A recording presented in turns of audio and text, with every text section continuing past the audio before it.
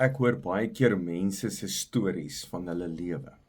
Want ek het met baie mense te doen en dit is vir my baie lekker om na hulle stories te luister.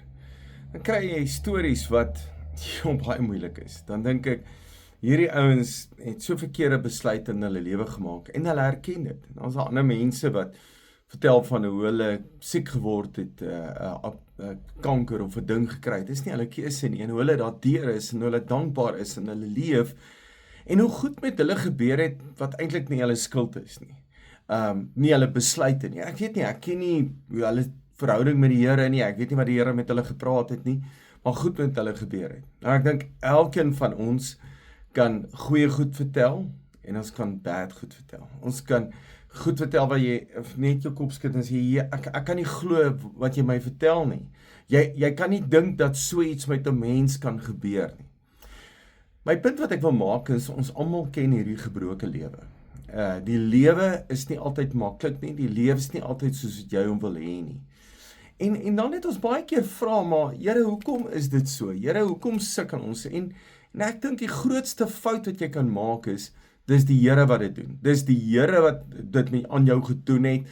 Hoekom het die Here dit toegelaat? Kon die Here dit nie keer nie? Kan die Here net asseblief iets vir my doen? Asof die Here in beheer van alles is. Wat vir my laasweek openbaring is. Ons leef in 'n gebroke wêreld.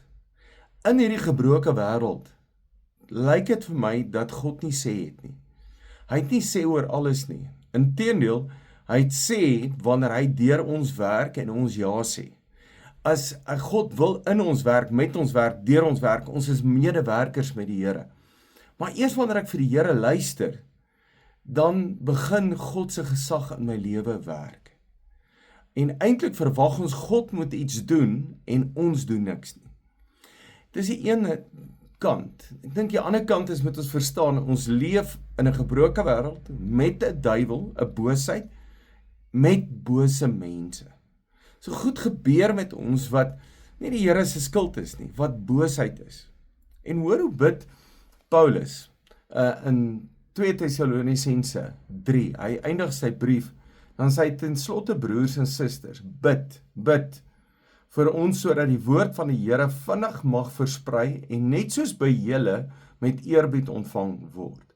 Bid, en sê bid ook dat ons bewaar sal word van slegte en bose mense, want nie alle mense kan vertrou word nie. Maar die Here is getrou, hy sal jou sterk maak en van die bose bewaar. So jy moet besef, in hierdie wêreld is daar bose mense, maar daar is sulke boosheid wat teen jou werk. Daai boosheid is gedagtes, leuns, goed wat jou pad langs kom, wat niemand eers weet nie. Ek dink die duiwel skiet vuurige pyle op jou af, en dan kom goeders jou pad langs wat net jy in jou hart weet. Maar dan is daar ook mense wat goed aan jou doen, wat jou pad langs kom, wat jou skade doen, wat jy ook nie ken nie, jy wil nie met hulle te doen het nie, maar is eintlik 'n boosheid, scammers, skelms, moordenaars, wat dit ook al mag wees. En dan bid Paulus, hy sê bid, dat die Here julle sal bewaar. Ons moet bid daarvoor. En ek dink dis wat jy moet besef. Jy moet bid en sê, Here, bewaar my van bose mense, bewaar my ook van die boosheid. Dit beteken, weer eens, dat jy vir die Here moet luister. Want die Here gaan al vir jou sê, bly weg van die plek af, bly weg van mense af, moenie na hierdie plek toe gaan nie, moenie na die mense toe gaan nie. Of daar's dalk 'n leuen gedagte in jou en die Here praat met jou en sê, dis 'n leuen, dis verkeerd, moet dit nie doen nie. Jy voel in jou hart om op te staan en te bid en dan doen jy dit nie, of jy voel in jou hart gaan kerk toe en dan doen jy dit nie, lees Bybel nie, jy doen dit nie. Die Here praat met jou om iets te doen en dan doen jy dit nie. Nou, ek dink die duiwel kan jou baie keer vang met 'n dink aan jou scam, omdat jy nie die stem van die Here ken nie. Jy weet nie wanneer die Here met jou praat nie. Nou weer eens, as jy wil hê die Here moet jou help, dan moet jy luister vir die Here. As ek na jou toe gaan en ek vra jou, help my asseblief met 'n ding, en jy gee my raad, of jy wys my hoe, sal ek dom wees om nie vir jou te luister nie, want hoekom gaan ek na jou raad toe? Maar dis hoe baie mense ook is. Hulle gaan vra die Here, maar hulle luister nie vir die Here nie. En ek wil jou aanmoedig om te besef, eerstens te besef, jy is 'n gebroke wêreld, 2, dis nie die Here wat dit doen nie, maar 3, daar's bose mense, 4, daar's 'n boosheid. En dan sê hy dat die Here jou sal help.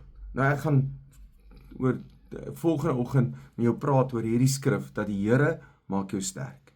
Dankie dat jy luister, jy is 'n great blessing.